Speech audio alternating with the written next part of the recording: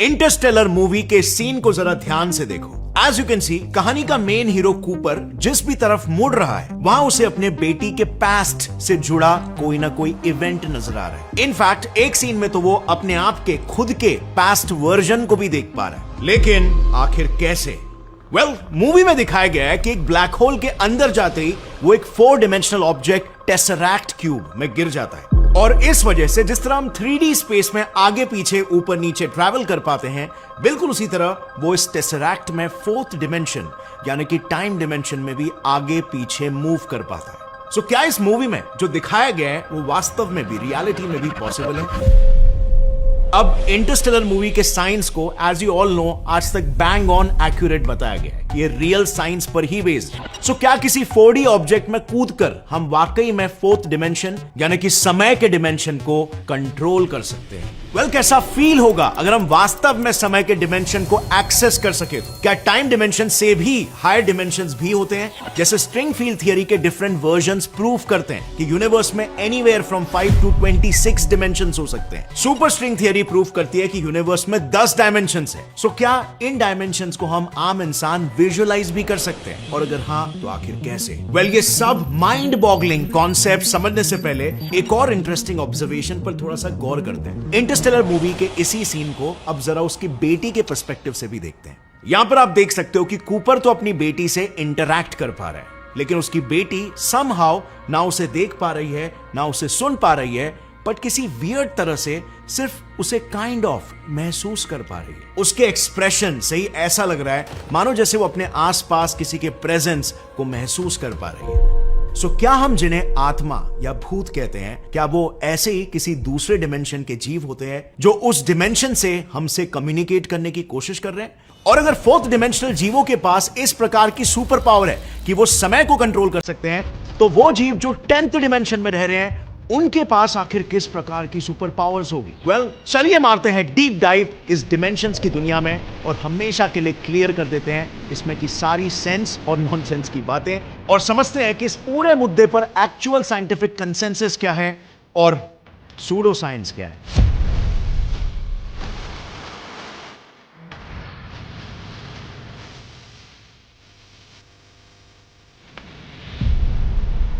Friends, जब मैं इन dimensions को स्टडी कर रहा था ना, तब मुझे पता चला कि ऐसे कई सारे वीडियोस हैं जो ये क्लेम कर रहे हैं कि यूनिवर्स में इन टोटल 10 डिमेंशंस हैं। इन सभी वीडियोस के अनुसार जैसे ही आप 3rd से ऊपर वाले डिमेंशन यानी कि 4th और 5th डिमेंशन में जाते हो, जैसे ही आप उस रेल्म, उस डिमेंशन में एंटर करोगे, आपको एक पावर मिल जाएगी, टाइम को कंट्रोल करने की पावर, जिसकी मदद से आप टाइम को slow fast, rewind fast forward, ये सब कुछ कर पाओगे। कन्वीनियंटली स्पीकिंग, स्क्रीन पर चल रहे किसी भी पसंदीदा मोमेंट को सिलेक्ट करके आप फिर से एक बार मजे से उसे जी पाओगे। इनफैक्ट इंटरस्टेलर मूवी में भी कूपर को यही पावर मिली थी। एक बड़े से 4D object so called tesseract cube में कूदते ही वो अपनी बेटी मर्फी के लाइफ के हर एक पड़ाव को कभी रिवाइंड तो कभी फास्ट फॉरवर्ड करके देख पा रहे थे। लेकिन इन दोनों डिमेंशंस, 4th और 5th डिमेंशंस में कुछ लिमिटेशंस हैं। इसमें आपके पास सिर्फ इंफॉर्मेशन का एक्सेस होगा, उसको बदलने की कोई पावर नहीं होगी। तो अगर हमें इन डिमेंशंस में मिली इंफॉर्मेशन या हमारे पास्ट को बदलना है, तो इससे भी हायर डिमेंशन यानी कि 6th डिमेंशन में जाना होगा।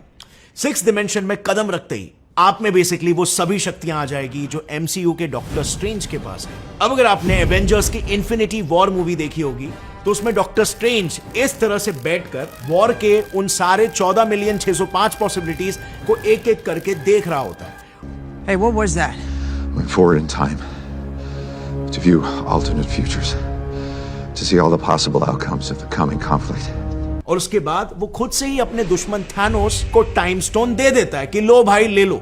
और ऐसा वो सिर्फ इसीलिए करता है क्योंकि डॉक्टर स्ट्रेंज ने इन सब पॉसिबिलिटीज में ये देखा होता है कि जिस पर्टिकुलर टाइमलाइन में वो बिना किसी बगावत के खुद से थैनोस को टाइम स्टोन दे रहा होता है, सिर्फ उसी टाइमलाइन में लास्ट में थैनोस हार जाता है। बाकी टाइमलाइंस में अनफॉर्चुनेटली सारे एवेंजर्स ही हारते हैं। यानी उसने बेसिकली अपने एक्शन से निकले लाइफ की सभी पॉसिबिलिटीज को देखा, उसमें से बेस्ट को सिलेक्ट किया और एक तरह से अपना फ्यूचर खुद लिखा। Marvellous, right? But there still a limitation. 6th dimension में आप सिर्फ अपने खुद के टाइमलाइंस, और वो भी सिर्फ एग्जिस्टिंग टाइमलाइंस को ही देख और मैनिपुलेट कर सकते हो। आप नए टाइमलाइंस को क्रिएट नहीं कर सकते। अगर आपको ये भी पावर चाहिए तो आपको 7th या 8th डिमेंशन तक ऊपर उठना होगा। अब याद रहे फ्रेंड्स, मैं अब तक ऑनलाइन वीडियोस इस मामले में क्या कह रहे हैं सिर्फ यही बता रहा हूं, मेरा एक्चुअल एनालिसिस और साइंटिफिक पर्सपेक्टिव कि क्या मॉडर्न साइंस की इन कॉन्सेप्ट्स पर कंसेंसस है कि नहीं, ये अभी तक मैंने शुरू नहीं किया है। सो 7th और 8th डिमेंशन को एक्सेस कर पाने वाले बीइंग की क्या एबिलिटीज होगी, ये समझने से पहले तो देखो, रीजन बेसिकली ये है, अमेरिकन फिजिसिस्ट ह्यूज एवरेज की एक फेमस थियरी के अनुसार लाइफ में जब भी हम कोई चॉइस फेस करते हैं तो हमारी टाइमलाइंस 2 हिस्सों में बट जाती है। और अगर इसे हम मैक्रो पर्सपेक्टिव से देखें तो हमारी टाइमलाइन फाइनली ब्रांच नजर आती है। अब ऐसे में सपोज ये आपकी करंट टाइमलाइन है जिसमें आपके सभी चॉइसेस है जो आपने कभी लिए थे, तो इनमें आप देख सकते हो कॉमन ओरिजिन एक है जो है आपका बर्थ। अब इन वीडियोस के हिसाब से 6th डिमेंशन तक आते आते आप अपनी टाइमलाइन के उन चॉइसेस को मैनिपुलेट कर सकते हो जो उस ओरिजिन पॉइंट के बाद घटी है। लेकिन जो सबसे मुख्य चॉइस है, यानी आप किस घर में पैदा होंगे, आपका ओरिजिन क्या होगा, यह आपके कंट्रोल में नहीं होगा। यह सिर्फ तभी पॉसिबल हो पाएगा जब आप 7th या 8th डिमेंशनल जीव बन पाओगे। मतलब ऑल इन ऑल 8D तक आते आते आपने आपका फ्यूचर देख लिया, उसमें होने वाले प्रॉब्लम्स देख लिए, और यहां तक कि आपका जन्म कहां होगा वो तक आपने चूज कर लिया। बट डोंट यू थिंक ये एबिलिटीज अब भी कहीं ना कहीं थोड़ी सी इनकम्प्लीट है? I mean, अब तक आप जो कुछ भी कर पा रहे हो वो खुद के टाइमलाइन के साथ ही कर पा रहे हो। आप अब तक ना दूसरों के टाइमलाइन को कंट्रोल करने के काबिल हुए हो और ना ही आप में इस ब्रह्मांड को कंट्रोल करने की ताकत है। सो टेक्निकली इस ब्रह्मांड के स्केल पर you are still not ultimately powerful. आप ये एबिलिटी सिर्फ तभी डेवलप कर पाओगे अगर आप इन डिमेंशन से ऊपर उठकर उनसे भी हायर डिमेंशंस यानी 9th और 10th डिमेंशन में एंटर करोगे। यहां पर बेसिकली सारे फिजिक्स के कायदे कानून, सारा मल्टीवर्स और उन अनगिनत मल्टीवर्सेस की सेपरेट टाइमलाइंस, ये सब का एक्सेस आपके कंट्रोल में होगा। और इस तरीके से हायर डिमेंशंस की सीढ़ियां चढ़ते चढ़ते आपकी एबिलिटीज अपग्रेड होती चली जाएगी और फाइनली आपको यूनिवर्स का सबसे स्ट्रॉन्गेस्ट और पावरफुल बीइंग बनाती। पर क्या ये सच भी है? वेल, इसे समझने के लिए सबसे पहले लेट्स सी कि स्ट्रिक्टली साइंटिफिक पर्सपेक्टिव से असल में डायमेंशंस का मतलब ही क्या होता है। एंड देखो, ये काफी सिंपल है, इसे बहुत हवा मत समझना। सो डायमेंशन का मतलब फंडामेंटली सिर्फ इतना होता है कि स्पेस में कोई भी चीज कितने फ्रीडम के साथ मूवमेंट कर सकती है। फॉर एग्जाम्पल, ये एक पॉइंट है जिसकी ना कोई लंबाई है, ना ही चौड़ाई और ना ही ऊंचाई। सो इस पॉइंट पर आप किसी भी डायरेक्शन में फ्रीली घूम नहीं सकते और इसीलिए यह है 0 डिमेंशनल स्पेस। पर अगर मैं इस पॉइंट को खींचकर लंबा कर दूं तो एक लाइन बनेगी और इस लाइन पर आप ऐसे आगे पीछे एटलीस्ट एक डायरेक्शन में फ्रीली घूम सकते हो और इसीलिए ये लाइन एक 1 डिमेंशनल स्पेस है। अब इसी लाइन को ऐसे खींचने पर एक स्क्वायर बनेगा जिसमें आप आगे पीछे और लेफ्ट राइट ऐसे 2 डिमेंशंस में अब फ्रीली घूम सकते हो। तो ये बन गया हमारा 2 डिमेंशनल स्पेस। और फाइनली जब मैं स्क्वायर को ऊपर एक्सटेंड करूं तो एक क्यूब बनता है जहां पर आप आगे पीछे, लेफ्ट राइट और ऊपर नीचे ऐसे 3 अलग डिमेंशंस में फ्रीली घूम सकते हो। और क्योंकि हमारे यूनिवर्स में भी हम ऐसे ही 3 डिमेंशंस में फ्रीली घूम सकते हैं, इसीलिए हम कहते हैं कि हम एक 3D यूनिवर्स में रहते हैं। अब अगर आपको इसके ऊपर यानी कि 4D स्पेस में कदम रखना है तो फिर आपको इस क्यूब को भी यूं फर्दर एक्सटेंड करके एक ऐसे शेप का स्पेस बनाना होगा जिसे हम मैथमेटिकली कहते हैं टेसरैक्ट क्यूब।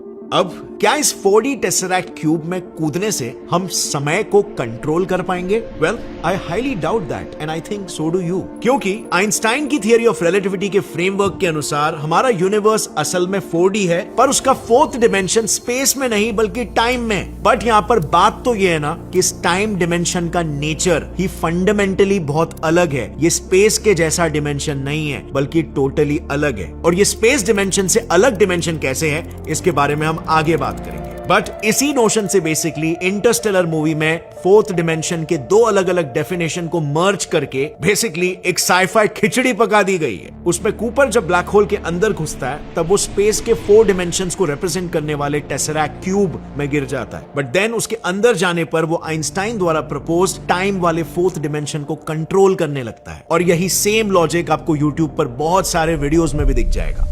अब ये लॉजिक गलत क्यों है? वेल, जस्ट बिकॉज ये पूरा लॉजिक एक एजम्पशन पर बेस्ड है कि हमारा ब्रह्मांड एक प्री प्लान्ड ब्लॉक यूनिवर्स की तरह काम करता है जिसमें सभी इवेंट्स ऑलरेडी घट चुके हैं, बस सिर्फ वो रियल टाइम के हिसाब से प्ले हो रहे हैं। और तभी तो हम यूनिवर्स में टाइम को फॉरवर्ड और बैकवर्ड पे प्ले कर सकते हैं। जैसे स्पेस डिमेंशन में हम फॉरवर्ड बैकवर्ड मूवमेंट कर पाते हैं। मानो जैसे ये यूनिवर्स एक डीवीडी है जिसमें सारे इवेंट्स का इंफॉर्मेशन ऑलरेडी इंस्टॉल्ड है और इसे बैकवर्ड और फॉरवर्ड प्ले करना संभव है। अब इसमें प्रॉब्लम देखो क्या है। अगर हमने हमारे यूनिवर्स को ऐसे विजुअलाइज किया तो इससे टेक्निकली ये प्रूव हो जा रहा है कि ये ब्रह्मांड डिटर्मिनिस्टिक है और इसमें कुछ भी रैंडमली नहीं हो रहा जो कि प्री डिटरमाइंड नहीं है। जबकि क्वांटम मैकेनिक्स जैसे साइंस का मुख्य ब्रांच कई बार ये प्रूव कर चुका है कि यूनिवर्स में सभी चीजें सबसे बेसिक या फंडामेंटल लेवल यानी क्वांटम लेवल पर रैंडमली घटती है। और यूनिवर्स के इसी नेचर को प्रूव करने के लिए लास्ट ईयर साइंटिस्टों को नोबेल प्राइज भी मिले थे। सो टाइम को स्पेस जैसा एक डिमेंशन समझने का कॉन्सेप्ट क्लियरली एक बड़ा पैराडॉक्स क्रिएट कर रहा है। But you know what's funny, ये इकलौता पैराडॉक्स नहीं है, दो और पैराडॉक्सेस भी है लाइन में।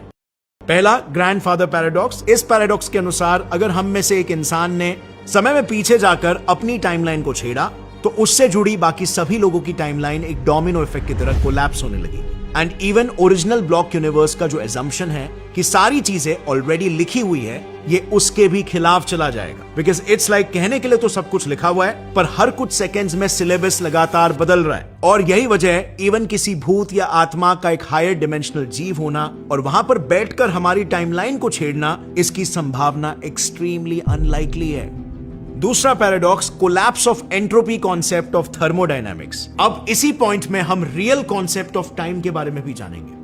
थियोरेटिकल फिजिसिस्ट कार्लो रोवेली, जिन्होंने टाइम को एक्सप्लेन करते हुए द ऑर्डर ऑफ टाइम नाम की एक पूरी बुक लिखी है, उनका कहना है कि टाइम महज एक इल्यूजन है। वो बस एक मेजरमेंट फ्रेमवर्क है जो कांस्टेंट रिपीटेड मोशन से डिराइव्ड है। जैसे फॉर एग्जांपल घड़ी के कांटों का कांस्टेंट रिपीटेड मोशन, अर्थ का अपने अराउंड कांस्टेंट रिपीटेड मोशन, अर्थ का सन के अराउंड कांस्टेंट रिपीटेड मोशन, जो किसी भी प्रकार के चेंज इन यूनिवर्स को नापता है। फॉर एग्जांपल अगर हम पॉइंट ए से बी तक जा रहे हैं तो हमने कितना डिस्टेंस कवर किया उसे नापने के लिए किलोमीटर को एज अ यूनिट पिक्चर में लाया जाता है।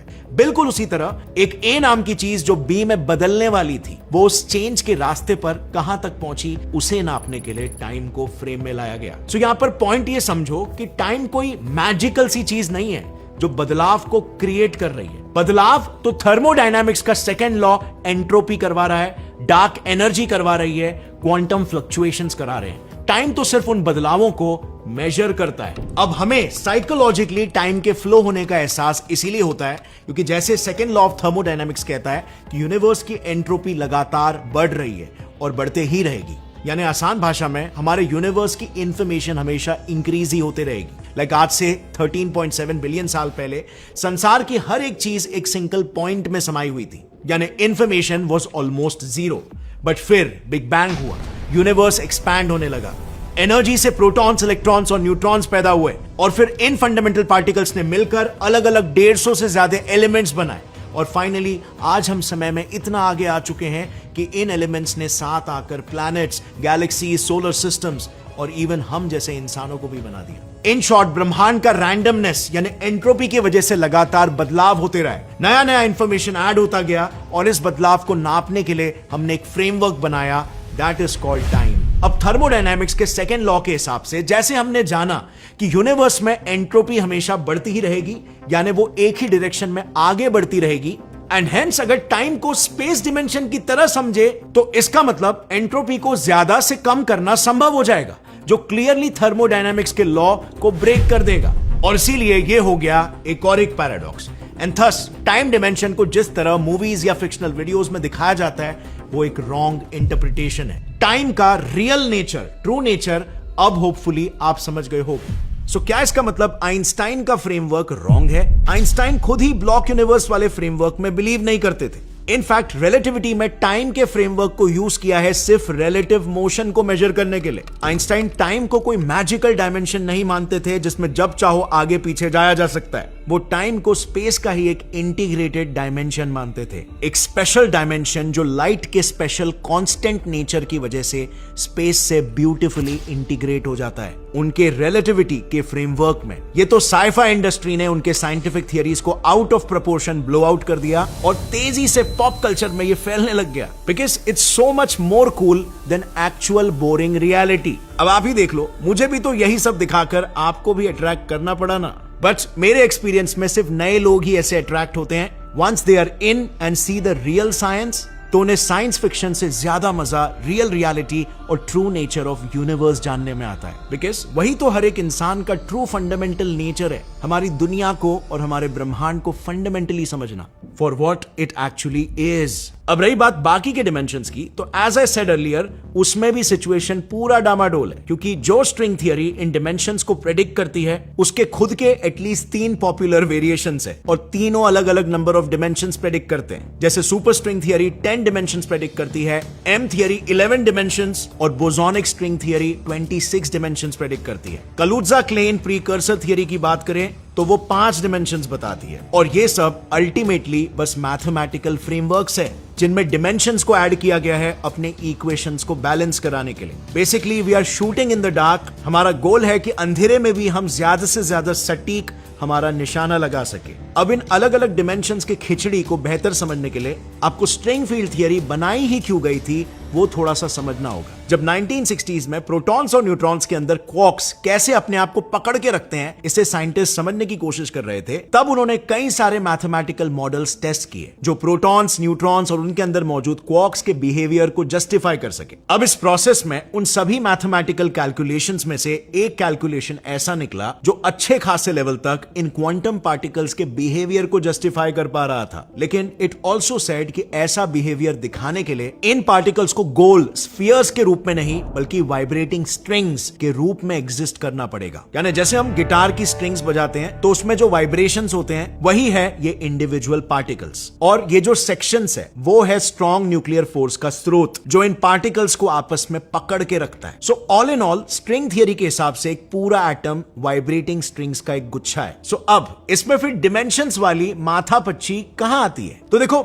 ओरिजिनली जब ये थियरी बनाई गई थी तब साइंटिस्टों ने सोचा कि इसके जरिए न्यूक्लियर फोर्स ही क्यों, बाकी फोर्सेस को भी एक कंबाइंड वे में एक्सप्लेन करने की कोशिश करते हैं। बिकॉज वैसे भी हम थियरी ऑफ एवरीथिंग के लिए कोई दामाद ढूंढ ही रहे हैं, एक ऐसी थियरी जो बड़े ऑब्जेक्ट्स पर काम करने वाले क्लासिकल फिजिक्स और छोटे ऑब्जेक्ट्स पर काम करने वाले क्वांटम फिजिक्स को आपस में जोड़ सके। अब यहां पर प्रॉब्लम कहां पर आई? वेल, हुआ ये कि स्ट्रिंग थियरी के कैलकुलेशंस बाकी 3 फोर्सेस यानी strong nuclear force, weak nuclear force और इलेक्ट्रोमैग्नेटिक फोर्स, इनको तो एक्सप्लेन कर पा रहे थे, लेकिन ग्रेविटेशनल फोर्स के केस में क्लासिकल और क्वांटम फिजिक्स सिर्फ तभी जुड़ रहे थे जब उन कैलकुलेशंस में ये एज्यूम किया जा रहा था कि ये स्ट्रिंग्स 3 से ज्यादा डिमेंशंस में वाइब्रेट करते हैं। और यहीं पर आया वो 5, 10, 11 और 26 वाला कंफ्यूजन और उससे जुड़े सारे ख्याली पुलाव। इन शॉर्ट, स्ट्रिंग थियरी सिर्फ मल्टीपल डिमेंशंस के अस्तित्व को प्रेडिक्ट करती है। वो डिमेंशंस कैसे होंगे, उनमें फिजिक्स के लॉज कैसे काम करेंगे, इन चीजों को समझने में वो अब भी बहुत बहुत पीछे है, क्योंकि कैलकुलेशंस में जो डिमेंशंस का जिक्र हुआ है वो क्वार्क्स से भी छोटे